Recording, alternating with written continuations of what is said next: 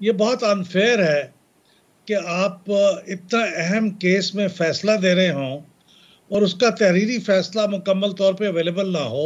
बड़ा मुश्किल होता है कि नामुकम्मल 2 सफ़े की एक चीज़ बाहर निकली है जो मैंने पढ़ी जी। है। इसका मतलब 35-36 सफ़े का तो कम से कम ये ऑर्डर है हाँ। और इतने लंबे-चौड़े फ़ैसले को अगर आप तैयार नहीं थे, तो आप 1 दिन बाद डिक्लेयर कर देते, क्या ऐसी मुश्किल थी?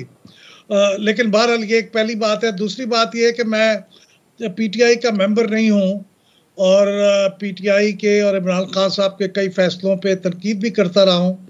लेकिन ये फैसला आने के बाद मुझे बेइंतहा दुःख हुआ है।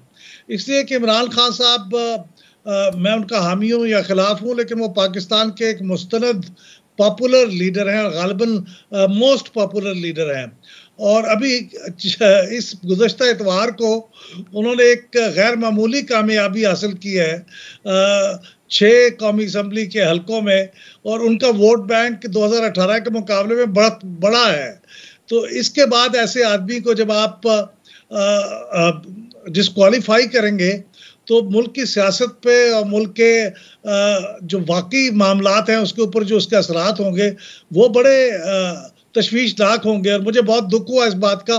मैं कभी सही। भी नहीं चाहूँगा ऐसा पॉपुलर लीडर हमारी मुल्क की सियासत से बाहर हो।